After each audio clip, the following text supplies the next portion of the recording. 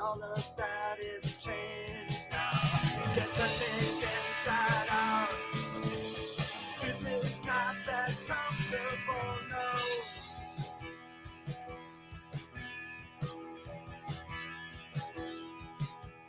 And mother taught us patience, the virtues of restraint. And father taught us boundaries, the always we must go. The find the secret promised us, yeah.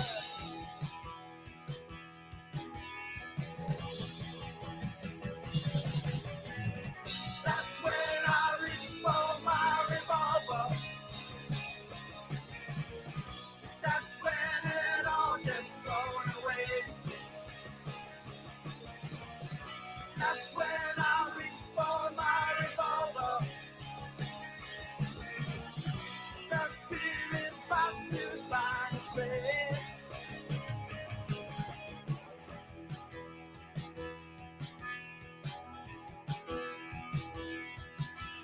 A friend of mine once told me his one and only aim to build a giant castle and in its shining name, giant whispers singing muted pain.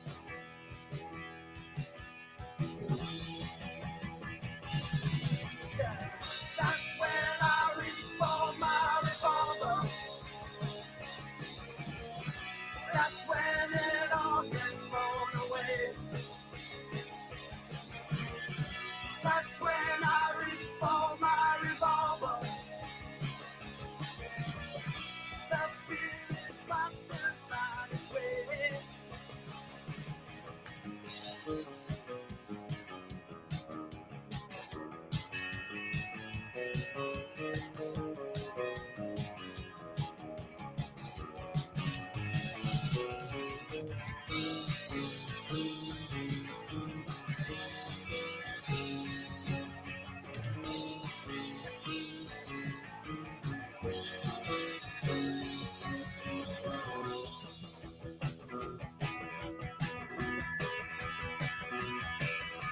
Tonight the sky is empty, but that is nothing new. Instead I look upon us and they tell me we're nothing but sailors. Just sailors.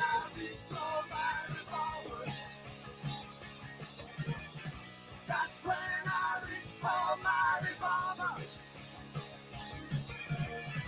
That's when I reach for my revolver. That's when I reach for my revolver.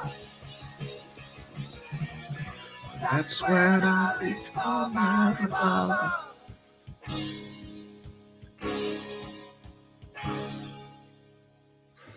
Yes, thank you, Mission of Burma. Hey, Christmas time, maybe you'll get a shiny new revolver for Christmas. I could think of a lot worse gifts than that. Hello, Jaywalker, EV. I think this is so sorry. So now I'm doing StreamYards because I was messing around with OBS, and OBS is great, but for a technical dunce like me, it's a high, steep learning curve, I guess. And then I realized StreamYards is there. It's good for Apple Mac products, so I'm using it. It's really easy. But anyway, it's supposed to stream to the scheduled stream that's waiting there at YouTube, and no, it just went streamed a whole new stream. So I'm sorry, just typical. Oh, thank you, Jay. Yeah, I don't feel younger. I do look pretty good for an old geezer, though, I must admit. Pretty worthless, I'm in Orange County, and yeah, it's funny. Talk about being a minority. You're invisible, kind of invisible. there's a weird attitude toward white people. And I don't know yet how much hostility there is. I believe there's some hostility underneath. Um, I don't see it. I encounter people. It's cool. I grew up here. But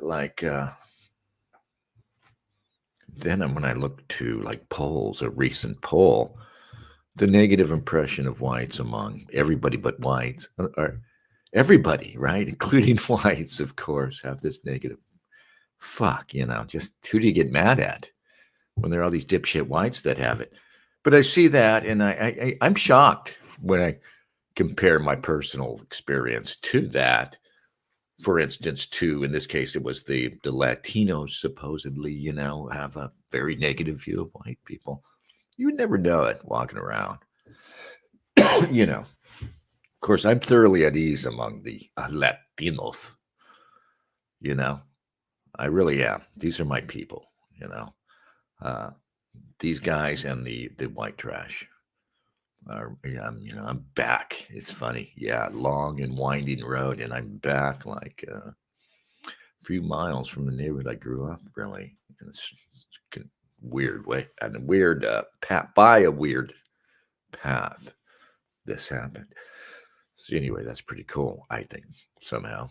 I mean, so here I am. I'm back home, and I grew up here in the 70s, 80s, 90s. Left. Came back like almost 30 years later, and then the change has happened. That it went from a majority white to a majority, I guess, Latino here where I'm at. It's just most everybody's Latino, but where I was surprised to see the demographic shift was how many Asians are here. Massive numbers of Asians in Orange County, and they've got whole neighborhoods, They've even got their own little ghettos. As wealthy as they are, there are places around Garden Grove here. There's this one little shopping center. I want to go down there and film it with my GoPro and just drive around.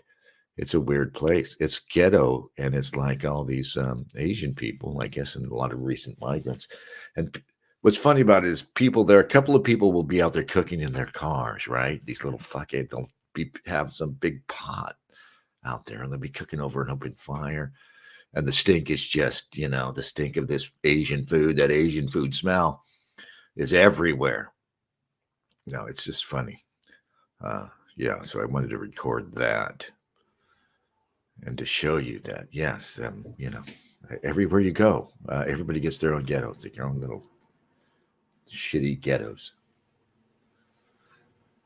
Art Bell says my verb is dashing. Yeah. I don't understand what that means, but your pronouns are still zer, right? Right, Art? Don't tell me you've changed your pronouns again, because I don't think you can. Good that Dennis escaped the sin and nice weather. It was spoiling him. Nice weather. The weather here is awesome. I mean, it's what is it? Christmas Eve, and it's a lovely sunny day. You could walk around in shorts and flip-flops out here. That's amazing. What it is it's boring here. I do miss the Northwest, the geography and the weather. Yeah, right now though. Right now it's kind of miserable there. Probably, it's colder. Not that cold, and probably not snowing, just wet and clammy ass, cold and miserable. But my daughter and I were talking about this, the difference between Northwesterners and here. And I don't know if Northwesterners come off very well. There's a unanimity of sort of opinion and style and attitude there. This is a bigger place too. This is a weirder place, and that we're in the LA basin here, really, in this big flat, little pool where they poured all these people, right? I still don't know why it makes sense to have us here when all the big industries are gone, but people still pour in here for the weather. And if you don't live really kind of close to the coast, to the beach in LA, you're in kind of shitty weather. I mean, in Southern California, right? You get 25 miles in, and then further in from there, it's just kind of miserable, dry, dusty, you know. Sunshine every day, though. That's the thing. That's what brings us, I guess.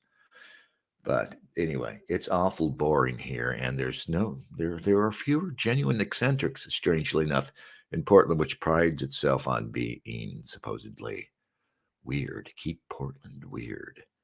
There's not. There are a lot of conformists around this supposedly weird, right? There are a lot of people with aesthetics that look really radical, that are frankly ugly, that are very contrived and political and this and that. But yeah, it's just weird. It's like here you meet the craziest people. You know, um, I met this odd female who was like one of these young girls who her whole thing was about looks, right? I don't know how old she was. She wasn't that old, but she wasn't that old, and she obviously had a bunch of work done, like breasts and all of this. It's just crazy. I was a little taken aback by this person turning up. And anyway, we're all sitting around talking. Anyway, it's Orange County, this weird group of people. Yeah, there are all these like that person and all these weird oddballs and me. And anyway, this girl, this like glam girl, whatever, like a fucking OnlyFans girl, right? She starts talking about like Alex Jones shit. And she's just off to the races. And she's like based Alex Jones OnlyFans fucking Mexican girl. I don't trust this person, but you'll never see that in Portland. In Portland, it's like they would, the poor girl, they would, I don't know. Now they would make a stripper out of her right away. Jay asks, have you actually moved from Portland? What were the main reasons? I moved from there. I didn't leave there for any reason. It's not you, Portland. It's me. We had something happen in the family that brought me down here. And frankly, I'm living here in a house that's going to change hands. We don't know what the status is of this house. And I'm just going to hang out here and hold it down, keep it up. I'm doing some work. Got to pay for its upkeep, but I don't have to pay for the mortgage or anything. And yeah, we're going to figure out what to do with this house. I'm trying to talk the family into making it an Airbnb. So I think we should just Airbnb it. Anyway, it's kind of close to tourist attractions and shit, but I'm afraid it'll be sold. I don't like the idea of selling anything out of La Familia. Especially now, we don't know what's going to happen. It would be nice to have anything you can hold on to. Yeah. Art says no suntan for DD, full head of hair, another hidden superpower. Yeah, somehow I grew my hair back. Yeah, it's just weird, right? There's not much. Obviously this is a guy with thinning hair, but for like a couple of years I was shaving it close. And it was really, there's nothing there. I'm shaving it. I'm a bald guy, right? There's like nubs, right? That's the way I'm going to end up doing it. And then I just let it grow out. And I'm surprised that, that there's this much. So now I just kind of, keep like a regular guy's head of hair. Just an old guy with gray temples, Yeah. And a big old, sorry, it's Christmas. Art Bell, no suntan. Actually, I'm pretty fucking, my face is all browned up. I got to keep out of the sun. I'm already an old leathery guy, I really should just lay off the sun. Art Bell says miserable Portland weather gave us more content. Oh, sorry, man. I'm sorry, Art Bell. Miserable, while I always have taken it for granted that miserable weather probably facilitated creativity. And you think that, growing up here, yeah, there's something deadening to thought generally, to life maybe generally, about, this very boring, sunny weather. The sun can be an impressive thing, sun beating down on you. Uh, and we certainly know that, when the temperature gets up there, when humidity gets up there, it just takes it out of you. And there's something about this bland weather that we all like because, it's always sunny, it's always kind of warm, the weather's never in your way, you know. Um, yeah, but something is paid for, isn't it? You don't have seasons here, really. Um, but I don't know. I don't know. You tell me. Uh, I think, yeah, the Northwestern landscape is obviously way better for probably for your mental health. All else being equal, you can still fill this landscape with the wrong humans and it wouldn't matter a jot. But yeah, all in all, uh, real weather, something that's, something is, false about the LA basin. What's false about it is we shouldn't be living here because there shouldn't be water here, right? They had to do this feat of engineering to get water over a mountain pass, right? Just to water LA. There's no water here. It's all coming in from farther away and all has to be routed here. And sometimes it's even an issue. So you live in this place, yeah, and maybe you're, deep down, you sense it in your bones. You can sense this is not a natural habitat because there isn't like in the Northwest. There's water everywhere. There's water. Water's life, as the oh so wise leftists teach us. I'm sorry. Did we do our land acknowledgement? Now we're in LA, so I gotta fucking sorry. I gotta look up who was the original Angelinos. Art Bell says weather has a huge impact on Dennis. Learning Spanish will happen from hearing it. Yeah, no, I had a little Spanish at my command when I was younger. I could immerse myself at least and pick back up the Spanish, and I would like to, but I don't know. I might have to leave here. Um, yeah, I might leave. Yeah, who knows what. But whatever it is, it's going to be glorious. Whatever happens next, it's going to be, whiz bang. Anyway, I wanted to show you some stuff, I think. Jay Walker asked why I moved out. I already answered that. Sorry, Jay.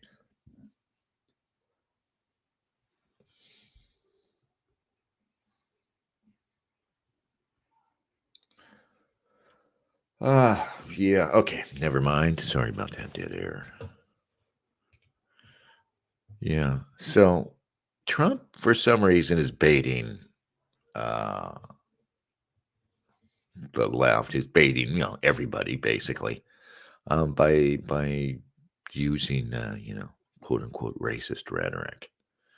And here's Amy Goodman, who actually looks better than last. You talk about people looking younger. I know she doesn't look all that great, but she looks like she's recovered her health somewhat. Amy Goodman, who has been droning away over there for what, 30 years over here at NPR?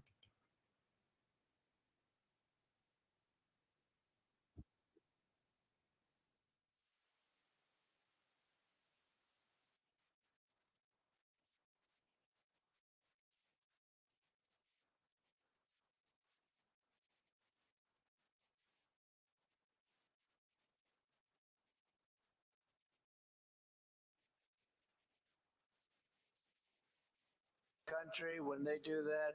We got a lot of work to do. They're poisoning the blood of our country. That's what they've done. They poison. Trump's remarks sparked widespread criticism. Vice President Kamala Harris said Trump's words were, quote, similar to the language of Hitler. On Tuesday, Trump doubled down during a campaign stop in Iowa. I love her dour, low key. Our country. And it's true. They're destroying the blood of our country. That's what they're doing. They're destroying our country. They don't like it when I said that. And I never read Mein Kampf. They said, oh, Hitler said that in a much different way. Trump was standing between two Christmas trees. We're joined right now by Jeff Sharlet, What does that mean, Amy? Author, professor of English and creative writing at Dartmouth College, author of several books, including The Undertow, Scenes from a Slow Civil War. Of course, Iowa caucus and New Hampshire primary are the first two for the Republicans. The Democrats have changed their primary schedule. Jeff, first respond to this poisoning of the blood and the comparisons to Adolf Hitler. His wife, Ivana Trump, the mother of his first three children, who died falling down the stairs a little while ago, had said that he had a book of quotes of Adolf Hitler on his bedstand. Take it from there, Jeff. Yeah, I think it's fascinating that Trump volunteers. I haven't read Mein Kampf. And in fact, the book he's alleged to have had and seems to pretty certainly have had was a different book of Hitler's. But what's fascinating to me is he's going out of his way to say that and to repeat that language after the comparison's already been made. And I think he's invoking that because it's chaos and it's drama. And I think he's counting that in his base, he's going to be more helped by the high drama of Hitlerian operatics in World War II than the comparison to the worst fascist dictator in history. I don't think he's dodging it. I think he's going toward it. So what do you think, Jeff, of the consequences of not taking these words of Trump's seriously?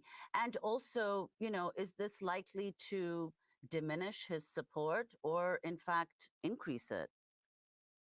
I mean, all we need to do is sort of look what's happening. It's increasing the support. Again, he's understanding that drama and spectacle are what he purveys. But in terms of not taking it seriously, I'm glad a lot of the press is still covering this race like a horse race, as opposed to a last gasp of the closest thing we could, let's hold on to what we have of American democracy.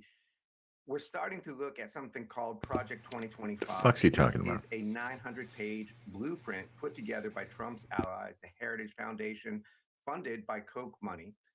Press has made a lot of about the Kochs endorsing Nikki Haley, but what? Tony Montana, Koch. No, 900-page blueprint. The Koch brothers. One. Remember, Trump says from day one, on day one, I'm going to be a dictator, which is another bit of language that I think he's. Yeah, well, this is interesting. Maybe we need to go to the left, even though, realize they're all crazy. But yeah, what are the Koch brothers? They're not my friend. I do want to know about this plan. What do they want? I don't think they want the same thing you want, I want. Do they? Do they want things, the Koch brothers? Yeah. Are they total Zionists too? They probably are. And Trump is now maybe the scariest candidate. And I'm torn, really, because on one side of me says, really, we're in reaction mode, and it should be, frankly, destructive reactionary mode, which would be, of course, take Trump with all his flaws and support him because they're trying to put him in jail just to keep him out of office, because they view him as populism embodied. But Trump will be so easily corralled into going to war with the Chinese, which is ultimately what on the agenda. And I just don't trust that he will have learned his lesson, Zionism, Jewish support. And, the Koch brothers if the Koch brothers are still funding him, forget it. He needs to take no money, right? Why would he take money from those guys? I mean, He's his own fucking he's his own campaign. He's going to be in the news regardless, right? He should need minimal people around him guiding this. Basically, he's going to reprise what he did before, say crazy shit and ride the outrage of the people. Why should he need fucking tens of millions of dollars from the fucking Koch brothers in the first place? You know? Where is Ramaswamy getting his money from? Of course, Ramaswamy is completely fading on the Israel question too, and perhaps it's unrealistic to expect anybody to go too far in opposing this. Ramaswamy's position supposedly is Israel can do whatever they want; they're defending themselves, but we shouldn't fund it at least. Well, okay, and that's. I don't know where Trump falls. And Trump is, he's dopey, but he's smart. And he's certainly smart enough to see certain people are losing control of the narrative somehow. Not losing control of the media, but their control of the media isn't mattering so much. I've seen lots of things come down the pike where we thought, oh, here's game changers, right? Oh, so many game changers have appeared. But with October 7th, the remarkable imagery of the Hamas terrorists, the remarkable imagery and what they pulled off, paragliders and shit. It's brilliant, you got to admit. It's brilliant. And I can only think of one other, call it a terrorist attack if you must. I don't consider them terrorists, frankly.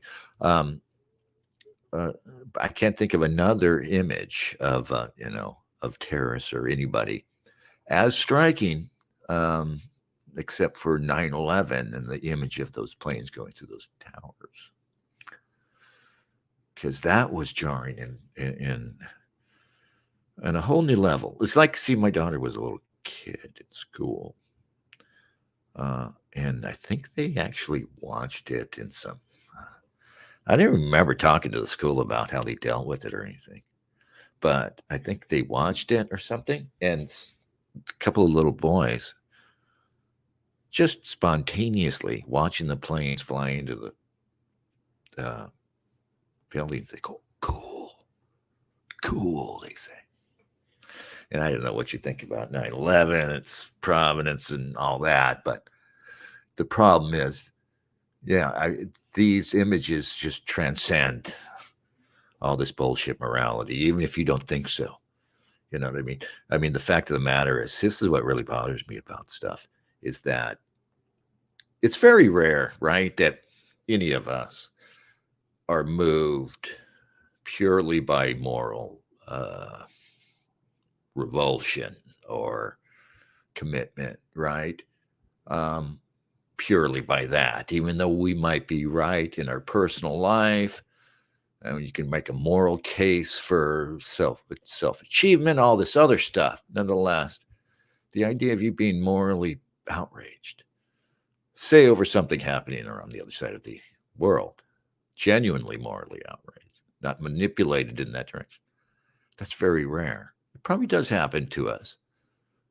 You get visceral reactions, and usually the only reason, though, that would happen then, of course, is you would have sympathy with the subject. Like, he would probably look like you. Like, you probably do have genuine moral revulsion at the idea of South African farmers being slaughtered in their homes.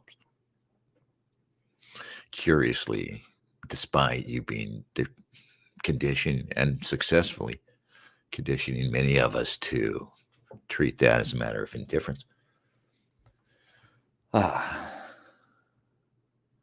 Art Bell says, "Woe's needed Dennis Dale on Millennial." Yeah, that's funny. Is Millennial still happening? I always wanted to be on Millennial, but I don't know what that guy's doing anymore. Is he out of t-shirts at least finally? I liked Millennial. What's Millennial Woes? Yeah. I like that guy. Yeah, I like Morgoth, a few guys over there. There are a few guys who've been steady for years now. Ramsey Paul. Yeah, and like I said, the narrative is cracking up because weird alliances are happening. You see odd characters here and there emerging, like Jake Shields, the ex MMA fighter. He has tweets being shared by Conor McGregor, who's pissed off about what's going on in Ireland.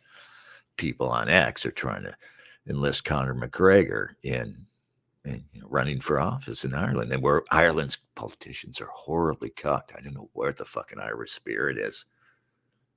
Whatever goes on in Irish culture and the Irish character, it filters the worst of the Irish filter their absolute worst through their political system. That is the excretion of their shittiest part, right? Like the execrable part of the Irish routes into politics somehow. Maybe that's everybody's problem, right? Politics, they're not just corrupt, it's not just money, but there's something about the character of the individual who does excel. I mean, I can't believe it's hard to imagine now that individuals, like an individual running for president, that he was the power, right? Vying for office, right? And that it was ultimately him surging and deciding, right?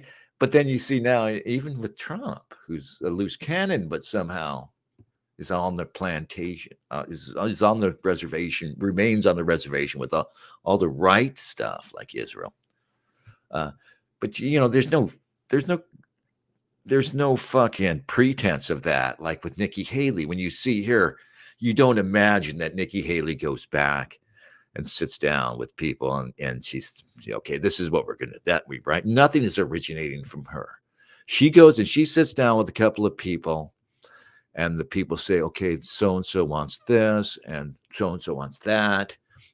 And maybe she, but it's probably her like right-hand person manages all of those requirements, balancing them out among the various fucking powerful people who are pulling their strings. These are the strings being pulled. And that's it. That's it, right? Like the idea that Joe Biden has any fucking autonomy or any sovereignty, for fuck's sake. All right, let's finish this. I sorry about that. Talking like that. Kind of rope-a-doping the press. I'm going to be a dictator. I'm just joking. Now, on day one, I'm going to be a dictator. Just joking. What was that word I kept saying? Dictator. Again, it's even more important than the substance is the spectacle, the drama that makes him the exciting, and in fascist terms, the man of action. Then you've got this 900-page document that lays out agency by agency.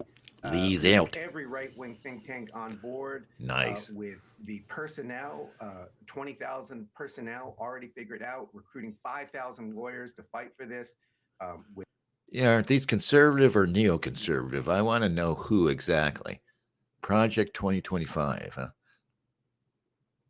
Building now for a conservative victory through policy, personnel, and training. Yeah, I don't know. We all sense somebody behind that curtain, right? That same guy. That same caricature is behind. Probably. I'll look it up. With talking about concentration camps, domestic surveillance. Right on. All the facets of I mean, not right on. I disapprove. Government. He doesn't have to have read that, just like he doesn't have to have read Mein Kampf to hit those notes. So in the 2025 document that people should understand, this 30-chapter, as you said, 920-page document funded by the Heritage Foundation, the Koch brothers, talking about defunding the Department of Justice, dismantling the FBI, breaking up the Department of Homeland Security, Departments of Education and Commerce. And Your title of your book, the subtitle of The Undertow, Scenes from a Slow Civil War. Can you tease that out as we move into 2024? What you mean by a slow civil war? Yeah, I think the slow civil war. I mean, first of all, we look at the casualties of that are already happening. People, pregnant people, forced to have children or suffering physically. All right, that's going to get ridiculous, but I want to note here quickly that Civil War, quote unquote, and it might be related to this film that got a little attention about a so-called Civil War coming up, is a theme that seems to be contrived, and it's coming from the left right now, and it seems to be, of a part with, I guess, the whole attempt to turn back Trump and continue on our merry way, down the golden brick road of Globo Homo. But he's saying, yeah, the Civil War is already happening. People who are forced to can't get abortions are the first casualties. And here we go. Physically even dying, the epidemic of trans and queer suicide. Trans and queer suicides are already on us in the Civil War. I guess, yay us. We're already licking them, guys. No, I'm kidding, of course, but all these facets of a growing concentration of fascist policy. But the slow civil war also takes place through lawfare, through the laws that prevent people from getting the things they need. There are casualties of that. What we see in that document is the blueprint for a massive acceleration of it.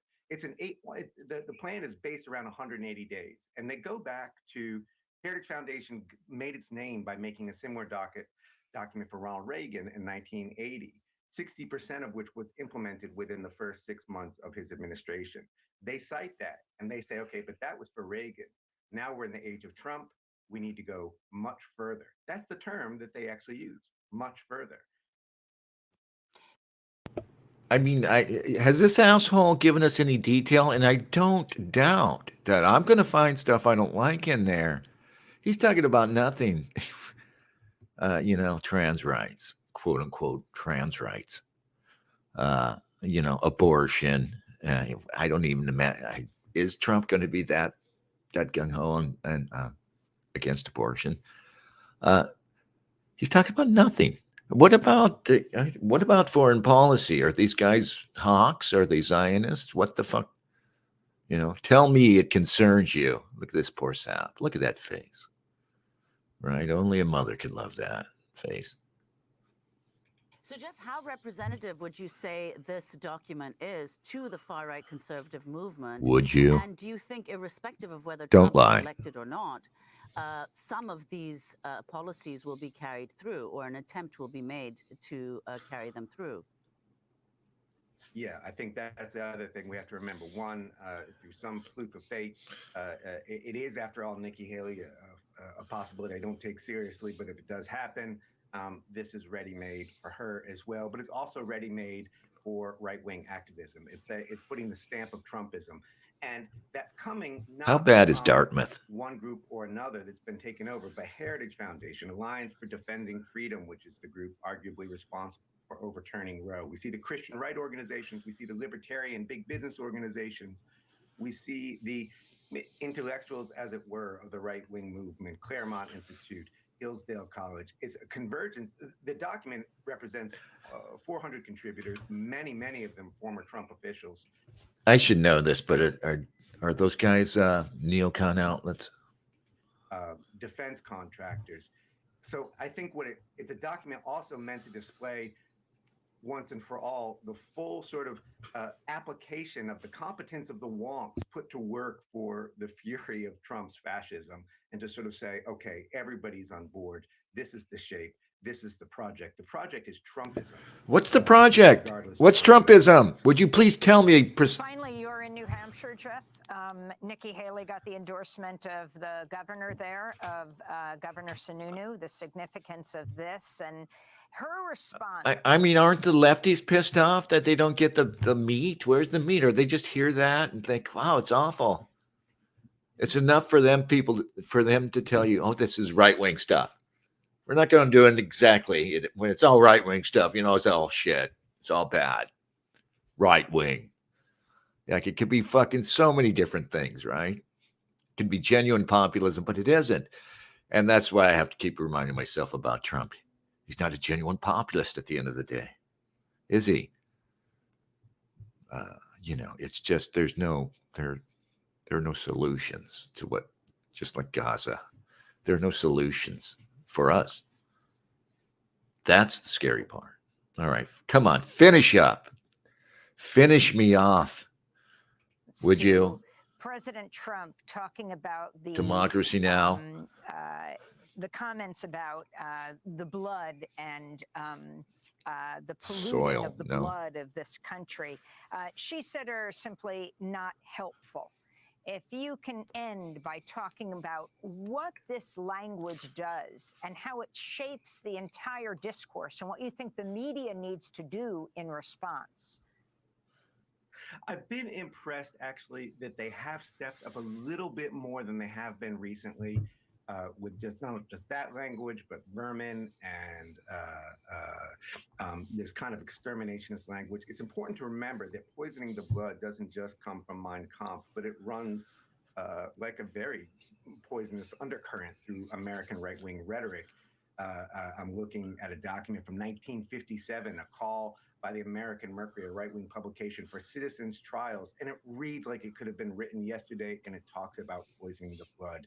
This is this kind of low thrum that's always been there, and Trump is now putting it on the national stage, giving it that platform that the far right has always wanted and just a little bit, I think, afraid to claim. They were worried if we say this out loud, maybe we'll lose the people. And now they're discovering that the people. You can say it because, of course, you can say it now. You can say it now. And the problem is we don't share priors, sir.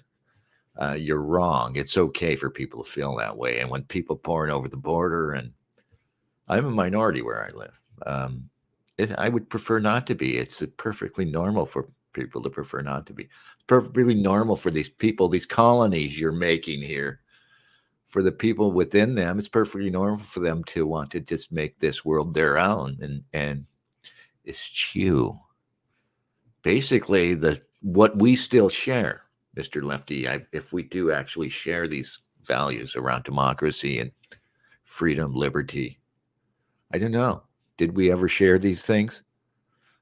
But yeah, it's not a fucking scandal. Don't you assholes realize it finally? Huh? What's her name? Amy.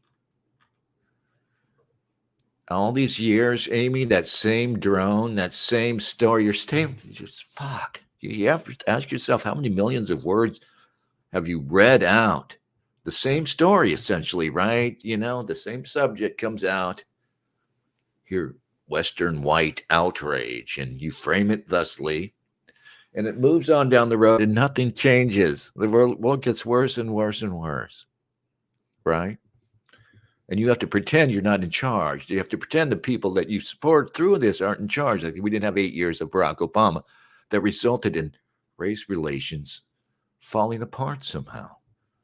Because Barack Obama in 2015, after he was done running for elections and had no more elections he'd have to run for, right? Brought BLM in. He brought it in specifically to assist him in the last elections he cared about, the midterms of his lame duck second term. This trundle in BLM, this ridiculous fucking idea. And people think it all started with Floyd, but the only reason shit was able to blow up with Floyd, it was absolutely essential that the groundwork was laid in 2015 and built up through the Trump hysterics, right, to 2020. Yeah.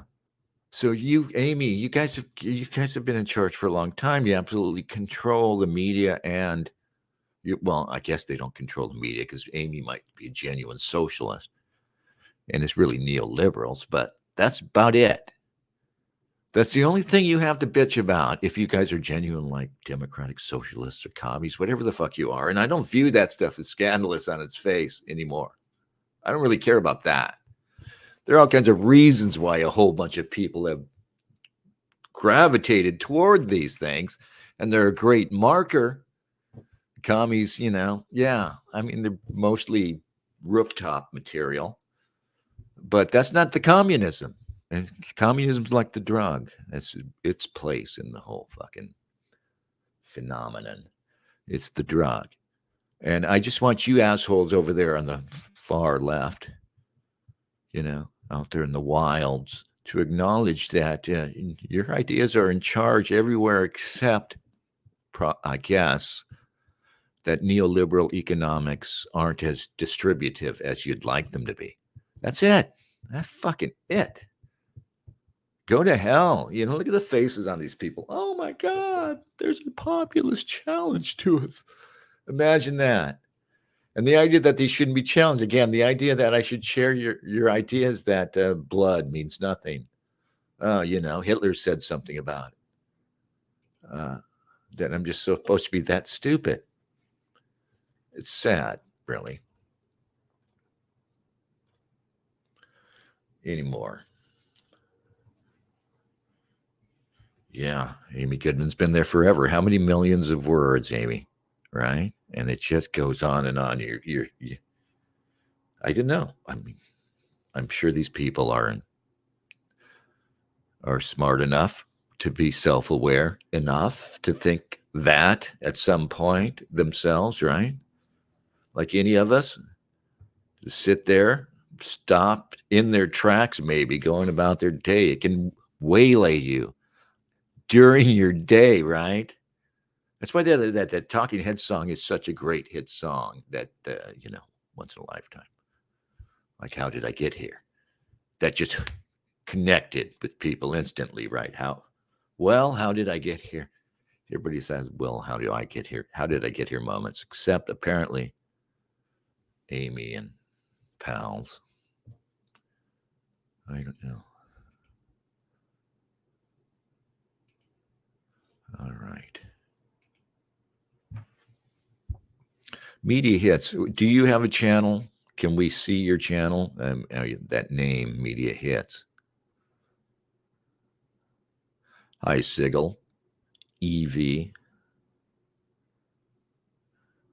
Evie says the Irish certainly buy into the victim narratives, really. Yeah, everybody's got to get off.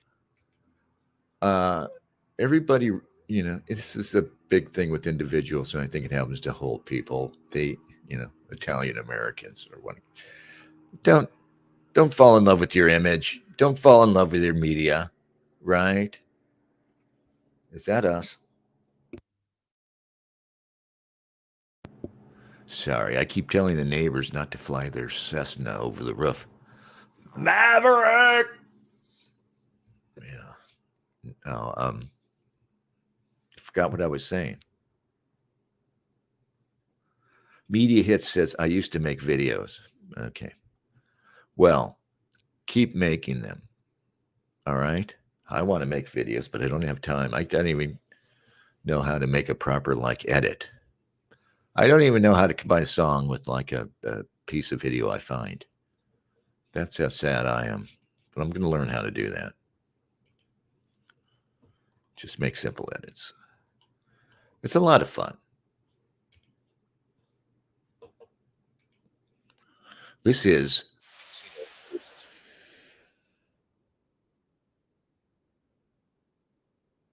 this bar.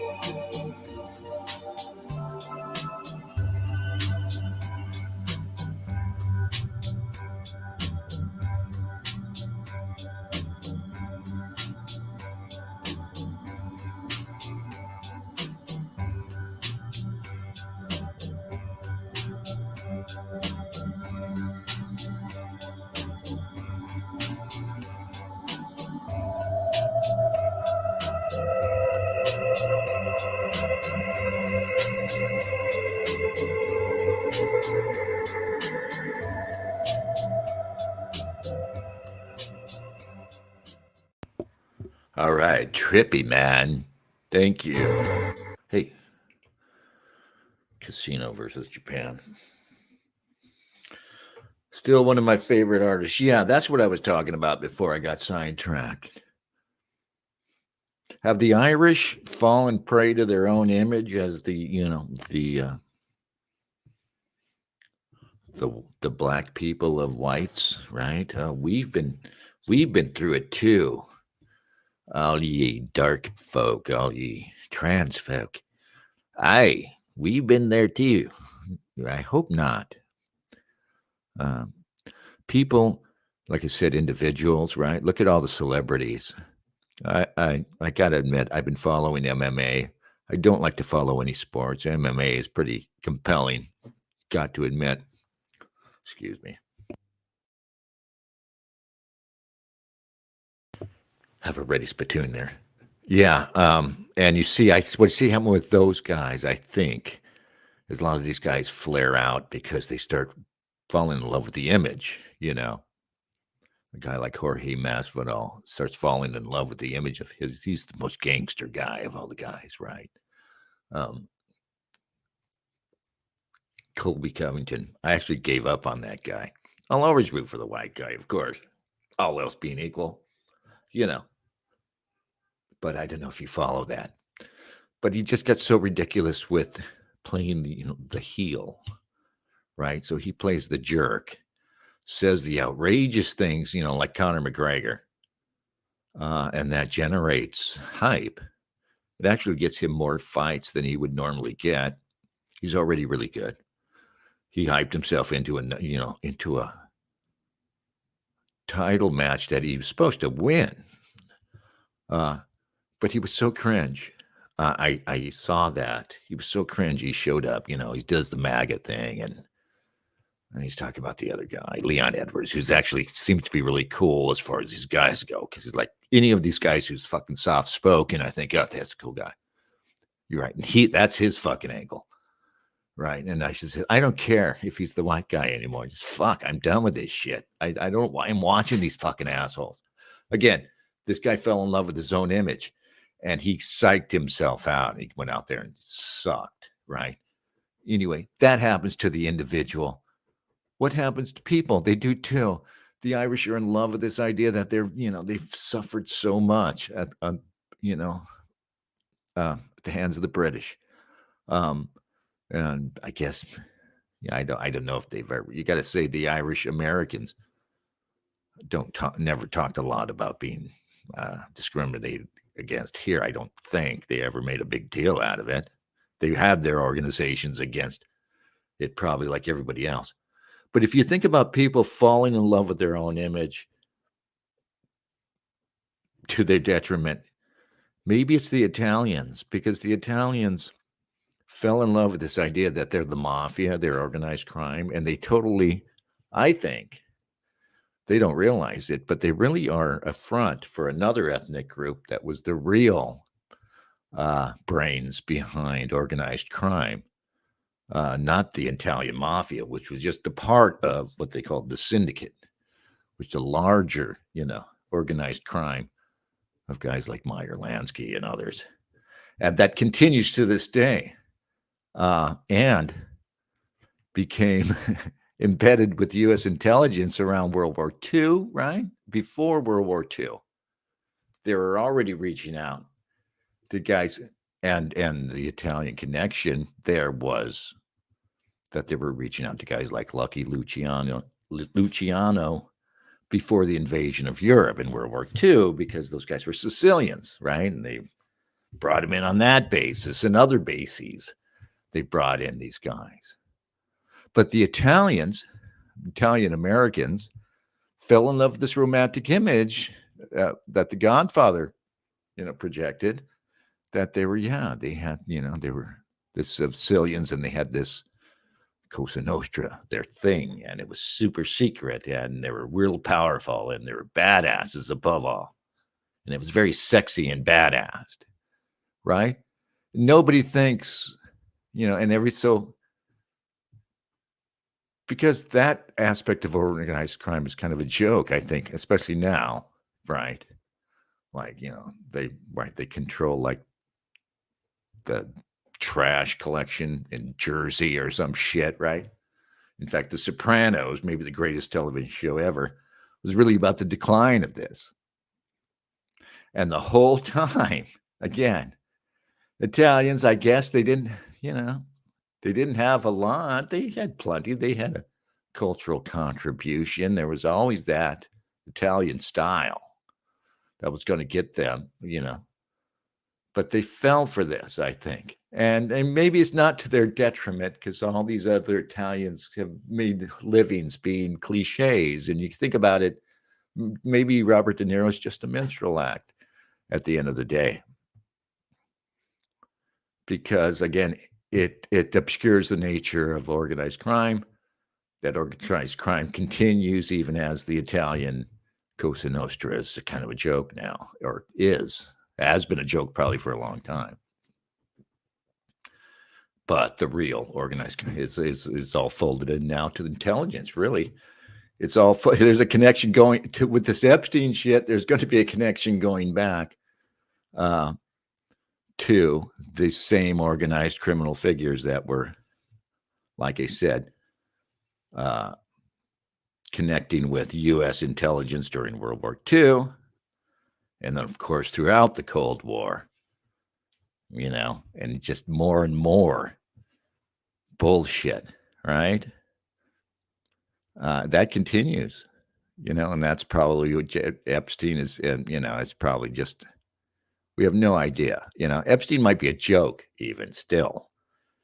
His operation might be the small potatoes of it. I have a hard time, frankly, believing that they have so many people, right, compromised that's how it's done. Now, I don't doubt that there are huge honeypot operations, but that can't be how it's done. That can't even be the biggest lever of control, can it? No. So anyways, yeah, the Italians let themselves, be the Shabbos. The Shabbos Don, the Shabbos gangster, was the Italians. David Chase, I always thought he was Italian because he was the guy, the main writer behind The Sopranos, which was, like I said, probably the best television series ever. And it's about the New Jersey gangsters in the present day of, like, what was it, 90s? And while it was about the decline there, and it was often taking a piss, it was more or less sympathetic to these people, right? And celebrated, certain aspects like the food and stuff. But definitely the tone was, this is a declining sort of culture for these people. And I always assumed Chase was Jewish, frankly, because the writing was so good. And then I thought that name was Jewish, but turns out he's Italian. And so he wrote this. Oh, okay, well, that's great. He's an Italian who fell in love with gangster movies as a kid, right? And then he wrote this. And then as okay, that's fine. That's all well and good. But then it's like a sad addendum to it. There was, I guess, I haven't seen it. I only read a review of it. So I'm relying on a review of a thing that I didn't see. That's kind of bullshit. But anyway, they made a sequel called Many Saints of Newark about a prequel going back to the childhood of this main character, Tony Soprano. And I read a review of it.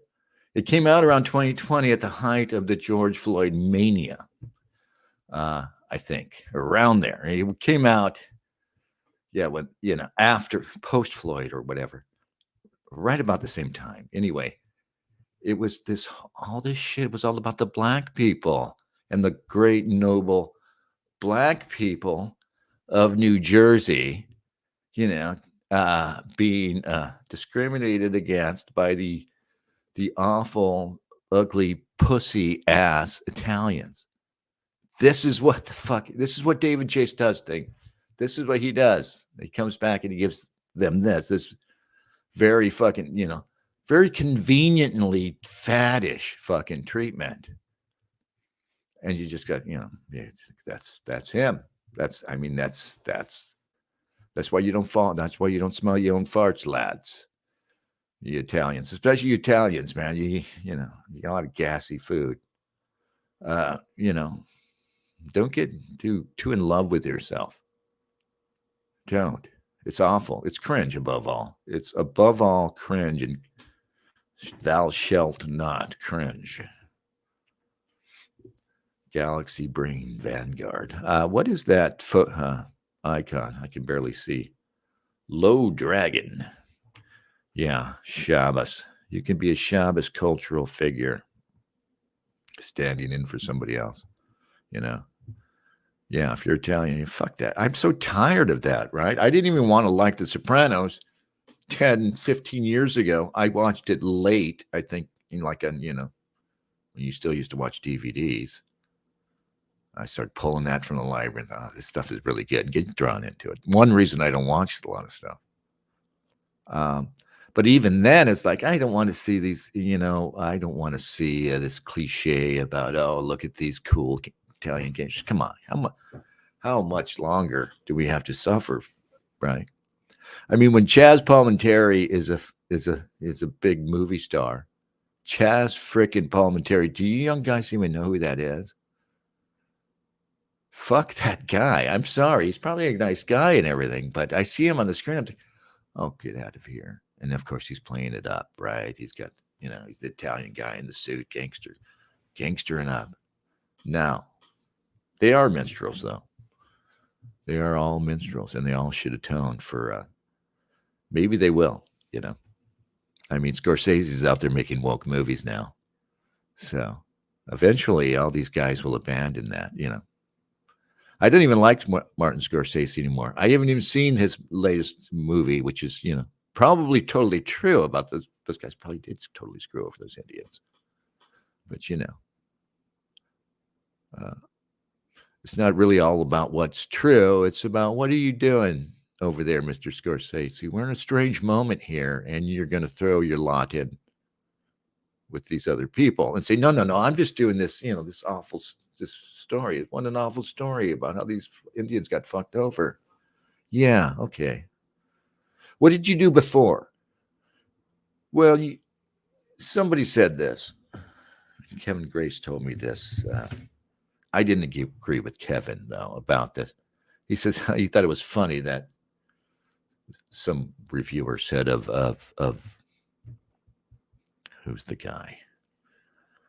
The Steven Spielberg. Somebody said of Spielberg, he doesn't make movies. He makes confections. Like, they're just confections. They're just like nice things. Like, they're not deep or meaningful, I guess, confection.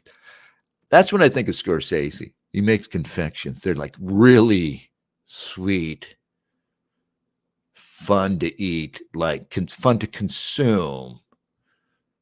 Thrilling movies like Goodfellas and Casino, which is amazing.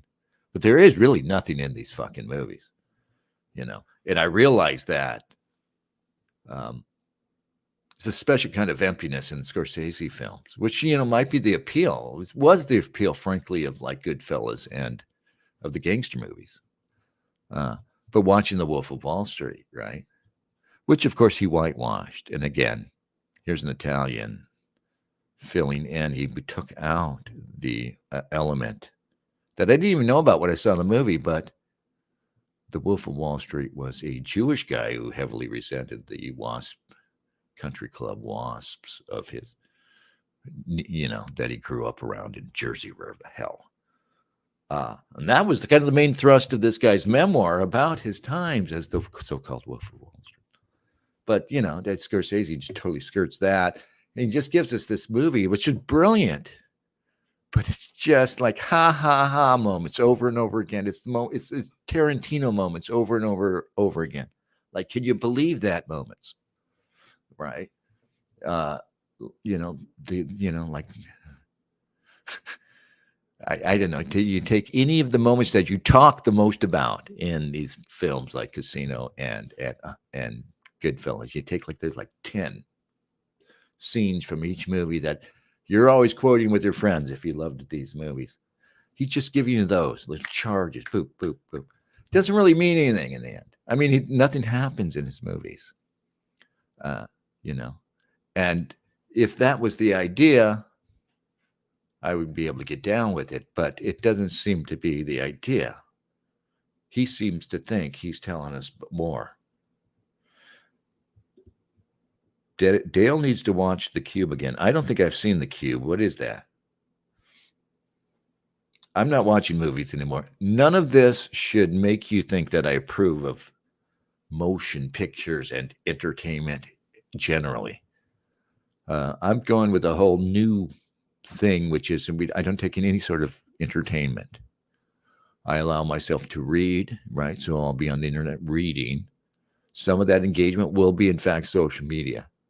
But I don't get to like stop and watch videos, or I don't get to watch movies or television shows, obviously. And podcasts are difficult. I have to sort through them and determine that the educational value of them is enough. It's kind of like, the Protestant view of sex. It's okay if I enjoy it, but it can't be the primary purpose.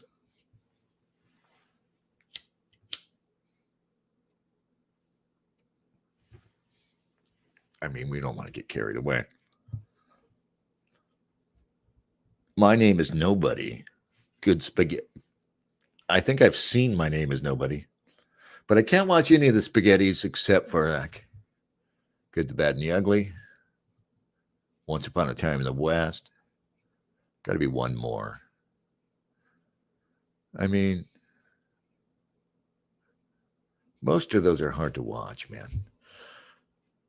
My Name is Nobody had a different guy from Clint Eastwood, too.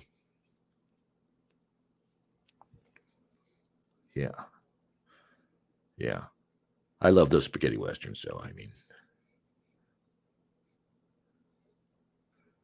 Evie says The Cube is what I use for my lessons in BiPower video. The Cube, is that a program for... No, The Cube is a great little film from the 90s. Okay, I will watch The Cube. I think I've heard of The Cube and haven't seen it. BioPower, yeah. We'll get around to it. There was a weird skater movie called Gleaming the Cube with Christian Slater. I don't know what happened there. There was a strange period of time, youngsters, when Christian Slater was considered cool, right? And he did a Jack Nicholson impersonation. And I'm afraid we've lost Jack Nicholson, haven't we? The Cube. I think we can watch a trailer. Can we watch a trailer? 1997.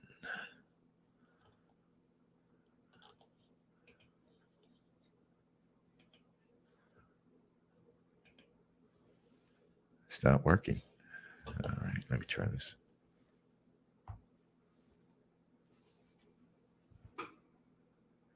Let me see something here. Sorry, guys. I've got a delay. Huh. This is still pretty clunky. Free, but clunky. This StreamYard's business. Apparently, I have to go in here. Stop. Start over. Share screen. No, maybe not. Here we go.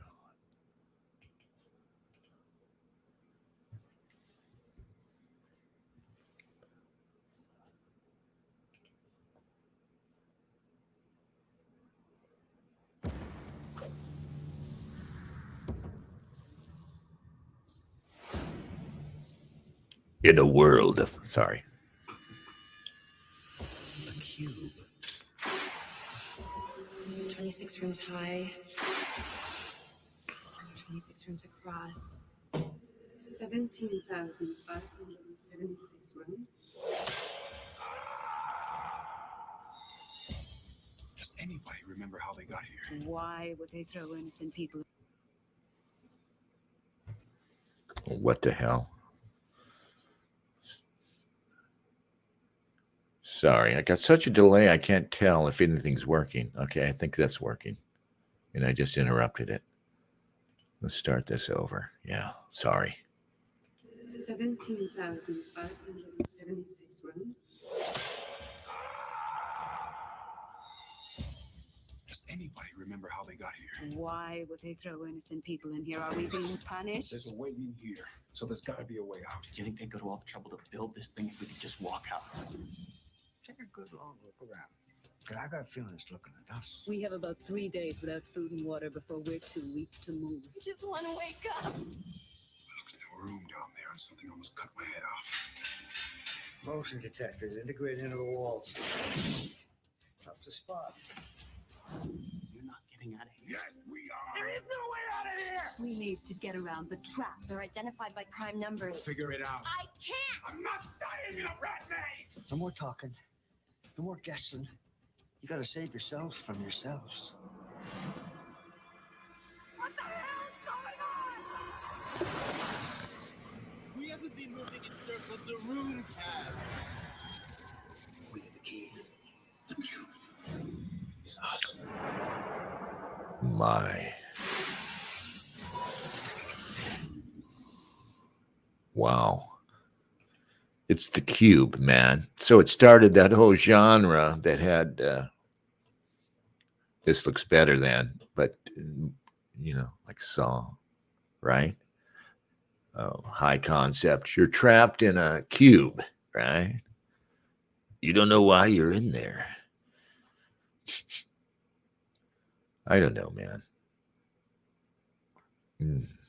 Yeah, we keep telling ourselves stories. It's important, apparently. It's how we understand the world. Telling ourselves stories, but I mean, like, what the fuck? When does, what's the ultimate story? What's the story? For real, What's the nonfiction? All right. Dale is in the fear, says Galaxy Brain Vanguard. The Cube is about conspiracy and the nature of power, says Evie. I've got something held for review. Gore porn. Well, I don't know if the Cube was gore porn. That looked like it was mostly suspense. Yeah. I don't know if I've seen a Saw movie. I know I've seen part of one. It looks so unappealing. I will watch movies that are difficult, right? I'll still go. This is why I want to get rid of movies. Go out there and submit myself to an indie film or something that isn't just a purely enjoyable thing. But really, films should probably they should thrill, or they should be entertainment. Maybe that's why we should put them down. Post-entertainment world, hear me out, guys. Like I said before, but just don't take in any entertainment. Everything is focused now on, psych thrillers. Anyway, Evie ensures me that it bears no resemblance to the torture porn of the aughts. Yeah, I don't think so. It may have inspired that stuff, but yeah. I'm going to go out and make a 15-minute movie on my telephone. On my telephone. I don't know if we can watch any more clips of Cube. Might get booted off the Texas Chainsaw remakes. I did not like the there's only one good thing about the Texas Chainsaw remake, of course, was Jessica Biel's jeans and short shirt, right? Highlighting her lovely waist. And that was it. The rest of that was shit. Yeah, Fortress 1990 is a solid movie, says Art Bell. I'll be the judge of that. All right. There's no way that's a solid movie. I haven't heard of it. Fortress 1990. If you're wrong, Art, we will be pissed off. Fortress is a 1992 science fiction action film directed by Stuart Gordon. Dystopian future. Christopher Lambert and his wife, Lauren Laughlin, are sent to a maximum security prison because she is pregnant with a second child, which is against a strict one-child policy.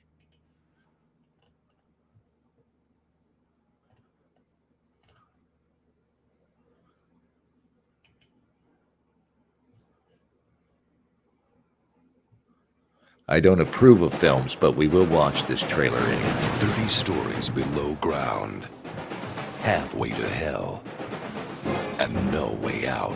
What they give you? 31 years. You are about to enter the Fortress. I like that A shot. privately owned maximum security prison operated by the Mentel Corporation. John Brunner, most decorated captain in This the looks good. history of the Black Beret. Prisoner 95763, step forward to be intestinated. You have nothing. You are nothing. We will monitor your behavior. I don't think you realize your predicament. You have nowhere to hide. We will control your thoughts. The law is clear. We must maintain the population balance. Do you understand? This is an unauthorized thought process. Uh-oh, they're having sex. Sorry. So touchy. Disobedience will not be tolerated. It's been in there for 3 days, and no one has ever lasted 4.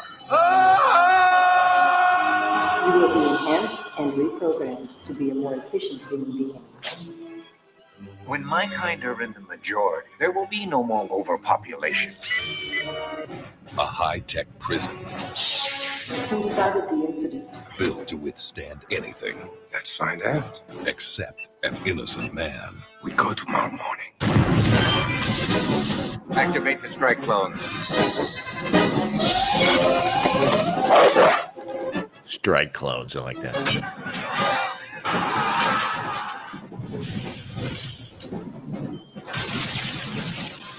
Christopher Lambert, Fortress, where the punishment is the ultimate crime. Going out won't be fun. Oh, but it's gonna be a trip. I like that. Yeah, Schwarzenegger almost did the movie, says Art Bell. He almost ruined it, but it might have been a hit. I've come to hate Schwarzenegger. Schwarzenegger's awful. It's no coincidence that this guy is just another one of these conventional shills, right? Trump, he's awful. Get your COVID shots. Fuck off. You learn nothing. And you're all your time here. You're just this empty fucking vessel, right? This is empty fucking vessel ambition and dull fucking enthusiasm. Fuck off. Yeah. The 70s showed that as an evil villain. He was born to play an asshole. Yeah, him and RoboCop, the classic late 80s, right? RoboCop. Wonderful film. And what's his name? Plays the bad guy. One of the best bad guys ever. And his boss. One of the best bad guy gangs ever is The Gang, right? The gang of bad guys in RoboCop, and the evil, one of the best evil executives too, is the guy who plays the Dick Jones. I work for Dick Jones. Yeah, Dick Jones is great. Yeah, that movie's awesome.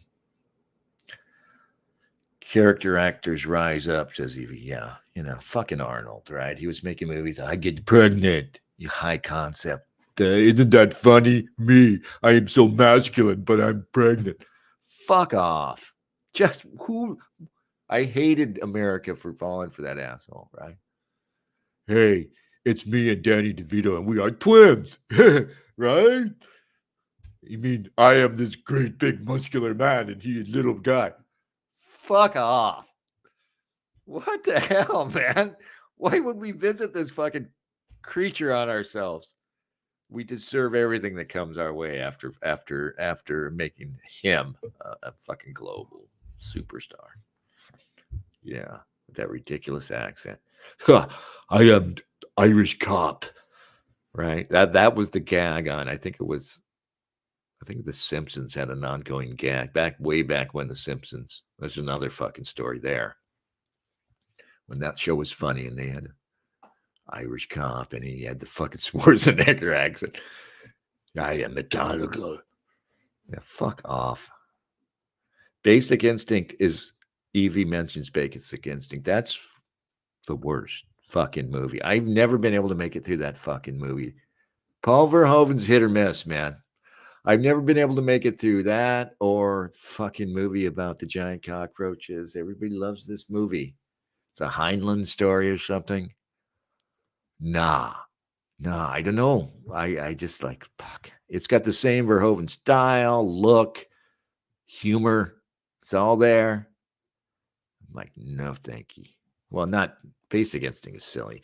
No, that was like Michael Douglas, right? That was like late 80s, early 90s, sexy movies. Oh, fuck. Come on, right? How many bad, sexy thrillers, right? Oh, he's a cop, but he's as bad as she is, or is she? Fuck. Go to fucking hell. I have no idea what that movie was about. I've tried a couple more than once to watch these movies, and I'm still pissed off about it. John Milius screenplay for Conan. Conan was great. I loved Conan. Conan the Barbarian. The first Conan obviously was good. You know, when you give fucking Arnold anything to do, man. Just, you know, in his voice, you didn't have to explain it. Just big dumb guy, Conan. Yeah. No. Yeah, I like the first Conan. Brian De Palma movies. There's some great Brian De Palma movies. Yes. Yeah, but you know, he's basically retired. The old Italians are all retired now. Scorsese's still going, but like I said, now he's going to do, you know, he just wants to keep making movies, I guess. So he's going to do what they want him to make, which will be like woke movies and stuff. It would really be sad to watch him now, you know, after he did this kind of, you know, proudly, like I said before, stupidly maybe, but proudly Italian. Now maybe that'll be self-abasing, you know. One thing I will not allow you to do, you little fuck, Scorsese. This little gay guy who wanted to be a priest, and he grew up in an Italian neighborhood. Now he idealized all the big, tough Italian guys around him. That's his whole fucking story. One thing we will not allow, Martin Scorsese, is if you decide, I'm just going to make anti-white movies, but I won't talk about like Italians. In fact, it'll be anti-white specifically. It'll still be pro-Italian, right? Like, I'm just going to get on the bandwagon. No way, man. You'll end up like a character in one of your movies, hanging from a meat hook or something. I'm kidding, of course. Art Bell says, never saw Die Hard. That's a great movie. Die Hard's a blast. So ridiculous, though. I was just thinking about that movie, how stupid much of it is. It's just super fun to watch, but I mean, it was, when was that made? Around 1990? It was just good fun to make fun of the LAPD, because just like every midwit, you know, good liberal, took it for granted that Chief Gates, LAPD, before this set up the Rodney King nonsense and riots, by the way, was this attitude that, you know, the LAPD is this racist white organization, militarized, because it was really well organized. And anyway, who was it? Daryl Gates was the, you know, supposedly controversial chief of police. So they make the LAPD look so ridiculous that, you know, if it wasn't so much fun a movie and you were paying attention to the details of the story, you'd be like, just stop. Because, you know, so, you know, what does the LAPD manage to do? These guys take over a building. And even after it's obvious that terrorists have taken over a building in LA, a high-rise building, the only guy on hand for the LAPD is some random, like, lieutenant or, like mid-level guy, right? Who's totally incompetent. And it just comically, it's the guy from, it's that character actor who played lots of heavies, played the heavy in Breakfast Club. Yeah, and it's just so ridiculous, right? And then they need the cool black cop who had a bad experience where it just really, it gets worse and worse when you think about it. I mean, it's a testament to the power of the action, the actual story, the meat of it, which is the fight between Bruce Willis and the criminal gang. It's a testament to how great that part is, that all this ridiculous stuff going on around is that you don't even notice it somehow. Media Hits says originally Taxi Driver was supposed to be more dark, as in not having Harvey Keitel play a pimp. Yeah, and Scorsese was he's a little uptight about that, and he would shoehorn into scenes, often in funny ways, these little bits about racism, right? Here and there. But his whole treatment of race suggests a real unease, yeah. And I think he was really uneasy with the idea, this would be a black pimp and this white kid, and he was going to have to go in there and shoot him. He pushed out, essentially. So it was Puerto Rican Harvey Keitel, who was good enough in the role, right? I wanted to shoot Harvey Keitel. Guido Sarducci. Where was Guido Sarducci? Was he in that movie? Who was that guy who played Guido Sarducci? And he's been in these movies. Yeah, he's an awful actor. The guy who played Guido Sarducci was an awful bit. You ever go back and watch an old Guido Sarducci? It was so fucking stupid. Oh, he's a priest and he's smoking.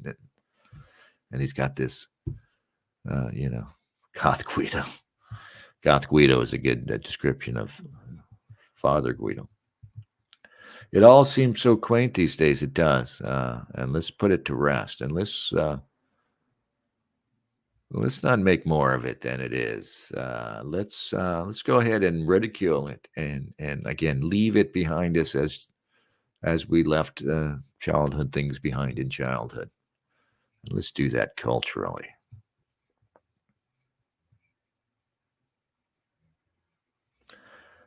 EV says that the director of The Deer Hunter, who was that guy? Another Italian, right? Crazy. I love The Deer Hunter. Cimino. Yeah. Cimino, very anti-WASP. Was he? I mean, the Deer Hunter, he picks Polish Catholics. Or are they like Polish Orthodox? They have that amazing wedding sequence. Anyway, yeah, Cimino was a wild man, right? What was the other one? He made a couple of good ones, and he made a couple of crazy ones. I don't know if Heaven's Gate, was Heaven's Gate all that bad? Heaven's Gate looks wrong. You can get copies of it, right? I tried to watch something on YouTube or something. It looks like it's filmed through a light is shining in the camera lens the whole time. It's all hazy as hell. It's like, what? That's a problem. Heaven's Gate is anti-WASP. I don't even remember what that was about. Yeah. Pro Ellis Islander. Yeah, well, it's gorgeous, Dennis. What, Heaven's Gate is gorgeous? I'll give it a try.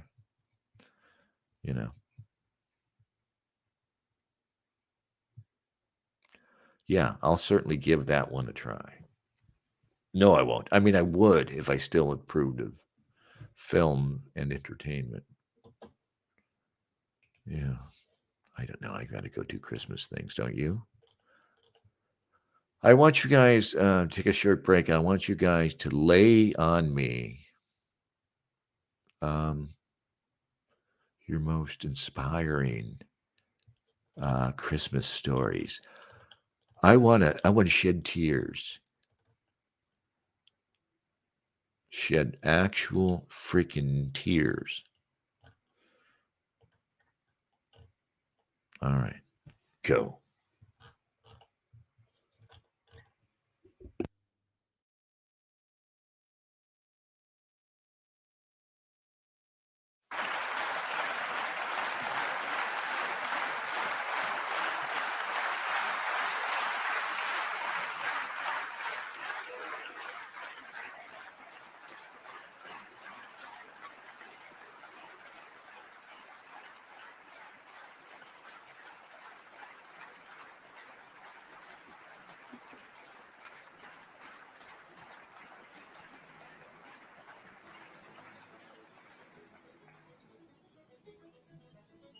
On vous donne la bonne nuit avec l'amante felice.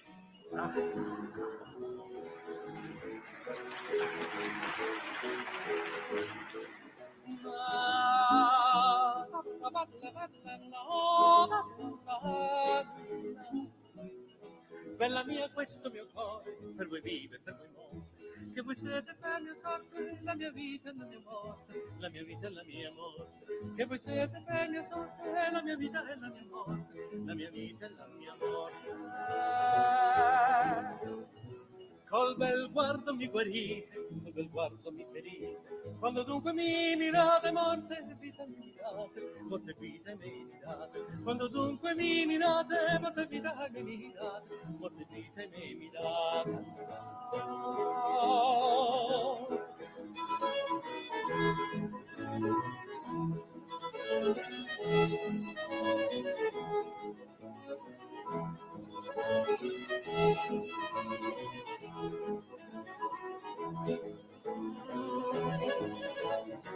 Oh, d'amor miracol novo, vita morta più provo, e su quale più granita, se la morta pur la vita, se la morta pur la vita, e su quale più granita, se la morta pur la vita, se la morta pur la vita.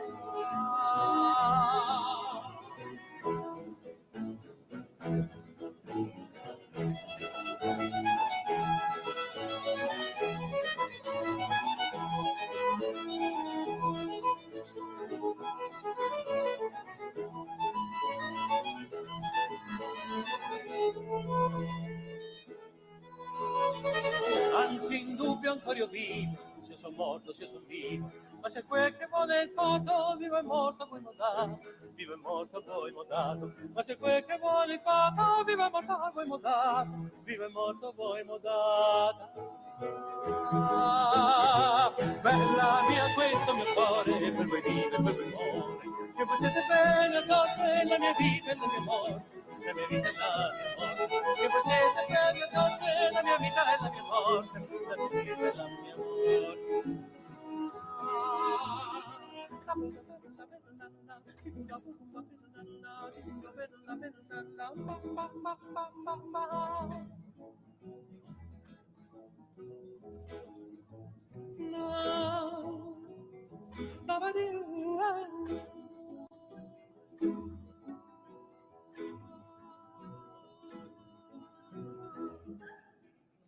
Buonanotte.